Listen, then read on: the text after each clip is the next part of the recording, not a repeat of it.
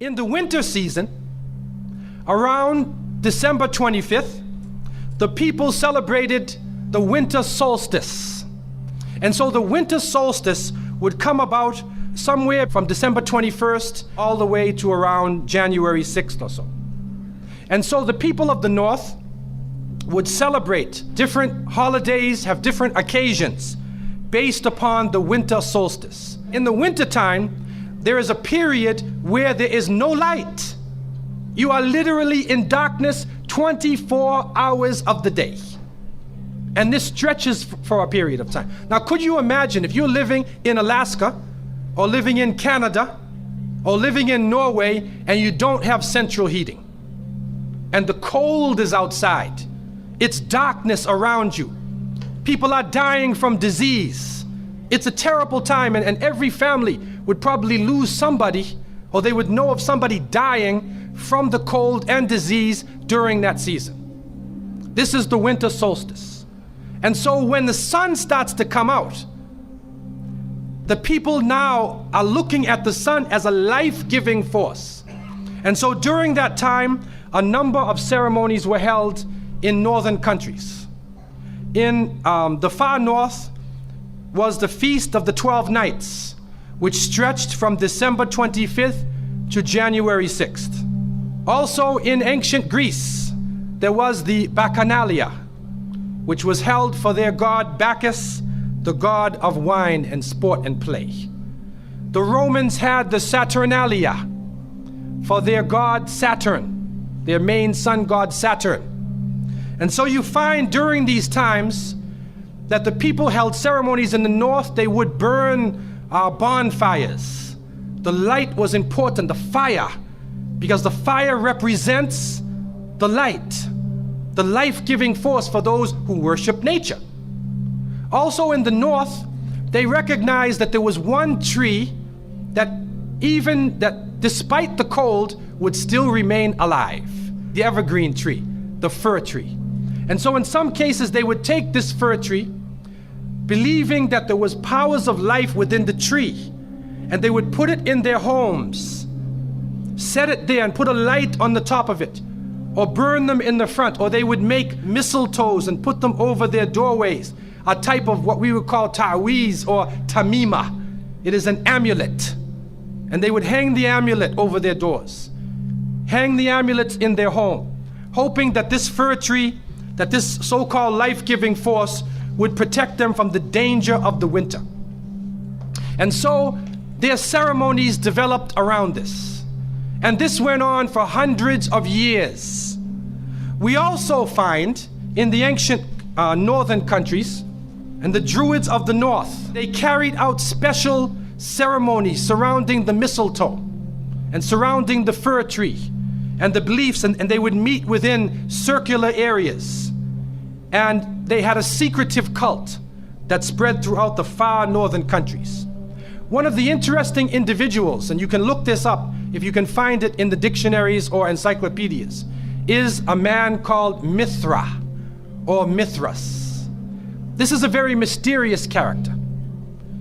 And when you look at history, you find that this individual called Mithra was born on December 25th.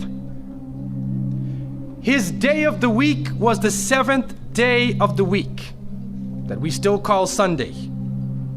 He was supposed to be the son of the sun god himself, and they had a special sacrament made up of bread and wine, and they would make this drink during this time, and supposedly he died for the sins of the people. Sounds familiar, doesn't it? But when you try to find Mithra or Mithras in the encyclopedias, they, through state intervention, erased the name. Why is this? That is because after the time of Jesus, Isa alayhi salam, when the message began to spread and they went north, and you'll see within historical writings that Barnabas, one of his disciples, met a man named Saul or Paul, who later called himself Paul. Paul said he saw Jesus on the Damascus road, and he went to the disciples, but the disciples turned against Paul. Only Barnabas stayed with him. But when Paul and Barnabas went into Greece, Barnabas left him. Now, what is the reason why they all left him? What are the concepts coming through Paul? Many people say, well, they left him because he was Saul before and he used to torture the early followers of Isa alayhi salam. But also you can see, and if you look at present day Christianity, that most of the concepts of the Trinity, of the blood sacrifice, the original sin, and most of the concepts which relate to more than one God are coming through Paul. The preachers are quoting Paul sometime more than Jesus during their sermons. And so Barnabas left Paul. And somewhere in the early days, in Rome or Greece, somewhere in that area, those missionaries who were teaching the teachings of Jesus, Isa alayhi salam, met with this force coming from the north. And so you will see in ancient Roman history that in some cases the Roman emperor would go out to the Colosseum and the gladiators would be fighting each other and everybody's cheering for the gladiators. Sounds like one of our football games. They would go to the Colosseum, right?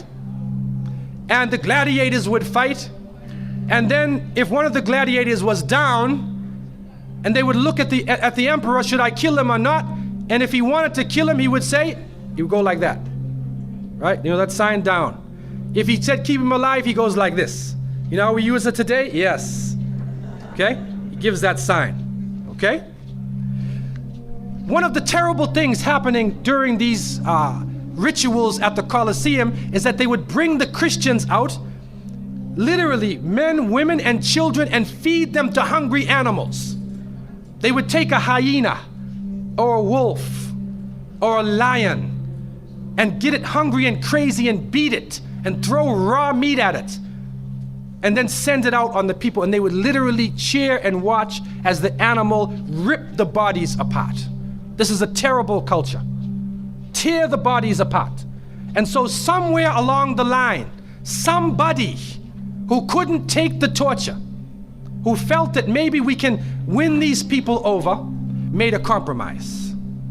And you start to see changes going on from the early part of the Christian era in Southern Europe, where the major ceremonies held by the nature worshiping people are combined with Christian names and Christian ceremonies, and therefore what comes forth to us is a mixture with the two streams coming together, where you get a monotheistic name or a monotheistic character with a pagan ceremony. And so the mixture of this together is what is giving us the present day holidays that we see. Number one, we understand that Isa alayhi salam, according to the different reports of the different scholars in many religions, he was not born in the cold weather. History shows us that he was born during the warm weather. Even in the Christian traditions, they have the belief that the shepherds were tending their flocks outside. And in Palestine, you cannot keep your flocks outside. In the wintertime, in the evening, you bring them in because it's cool at night. And so it was the warm weather. It was also the time of the taxes in the north. In the story coming in the Quran, when we see the mention in chapter 19 in verses 24 to 25, and we see the mention of the story of Mary, because it is the belief of the Muslims that Maryam, may Allah be pleased with her, was a virgin, and she had dedicated her life to the worship of one God, prayer and fasting, and by the power of Allah, that the Creator breathed His Spirit into her, and she conceived Jesus. He said, be, and it is. She conceived Jesus, Isa alayhi salam, without a father, without a man. That is a belief of Islam.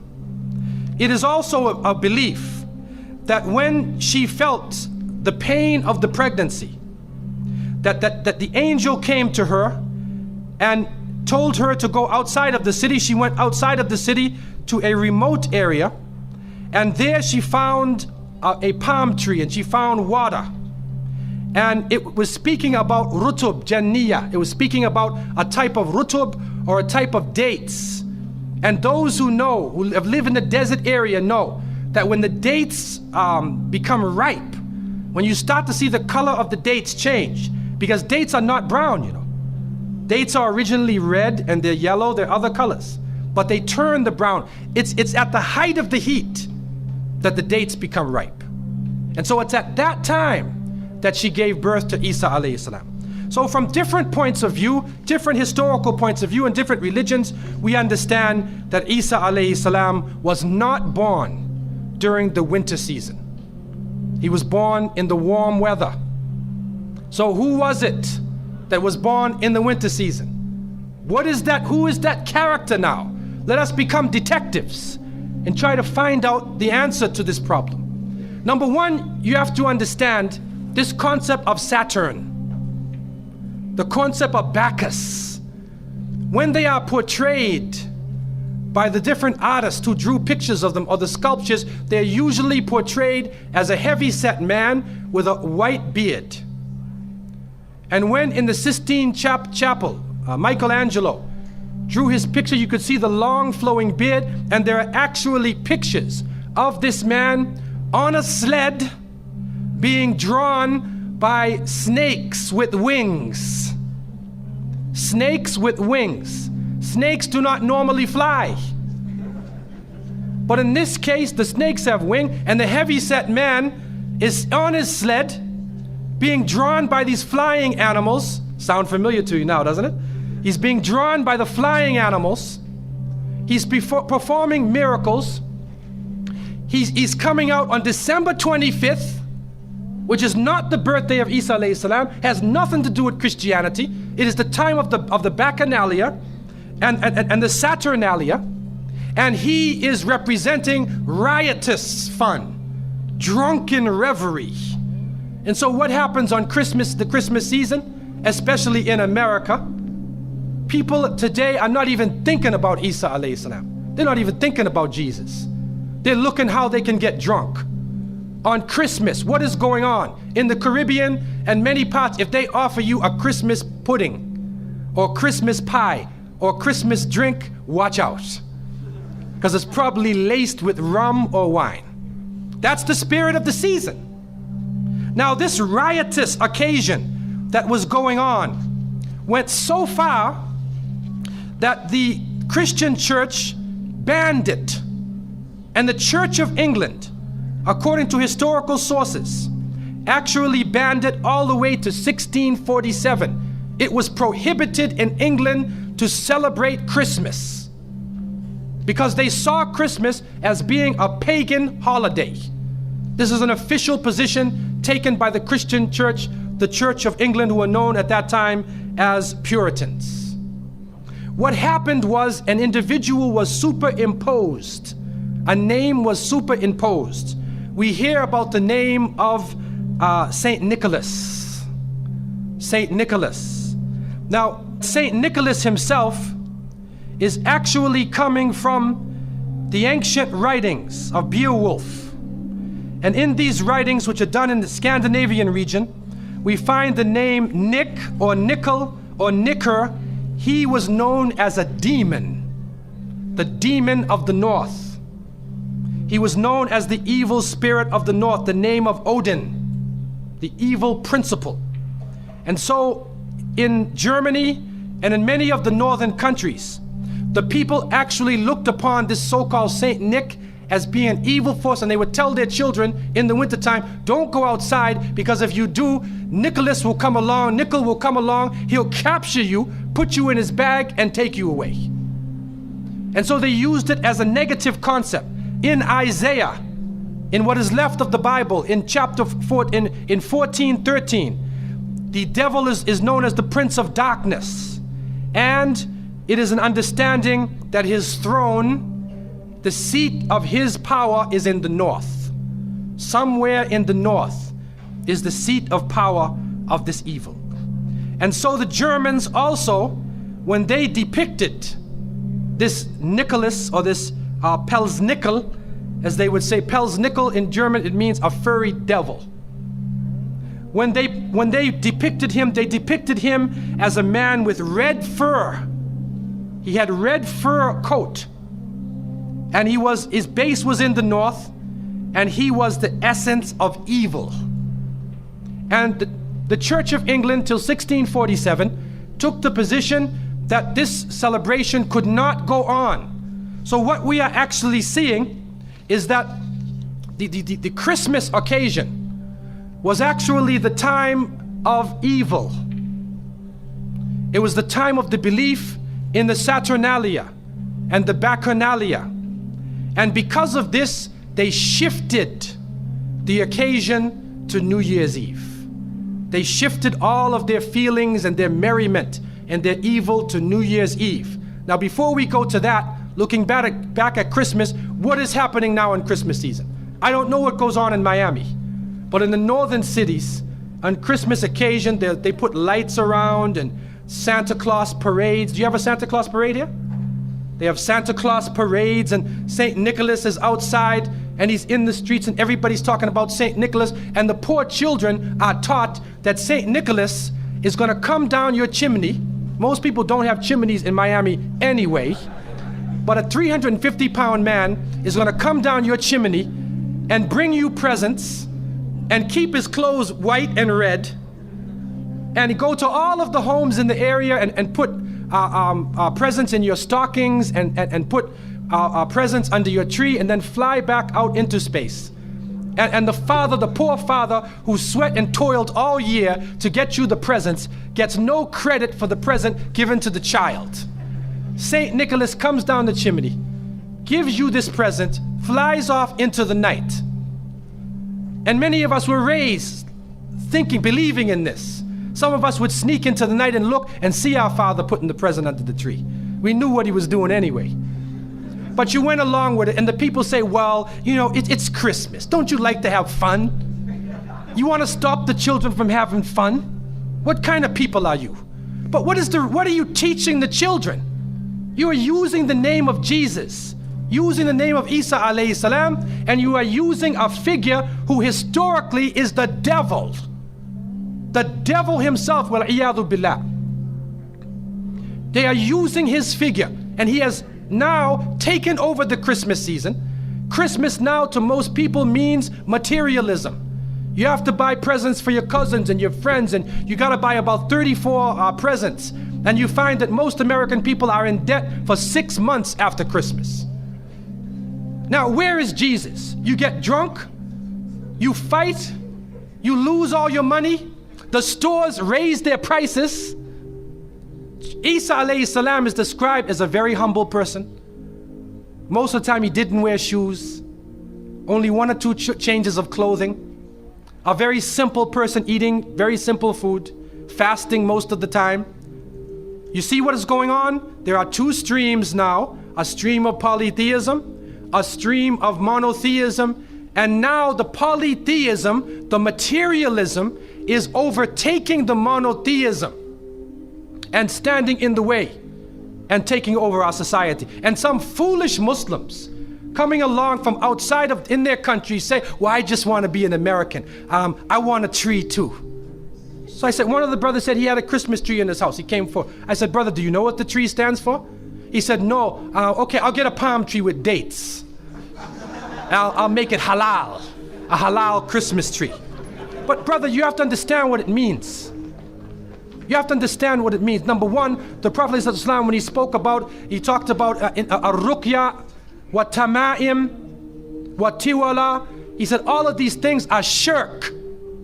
That if you hang amulets thinking that this ta'weez or this amulet is going to protect you from something, then you are actually giving power to the creation of Allah and taking it away from the Creator. If you think that by making some spells, going to a magician and asking them to put a spell on someone, you want to get married, so you go to the Sahir and say, put a spell on Ali, I want to marry him. Put a spell on Zainab. What kind of marriage are you going to have if you go to the magician? And so the Prophet, peace be upon him, named all of these things, the superstitions, the amulets, all of these type of things are the other stream which goes away from monotheism, from the belief in one God, and takes you into another religion.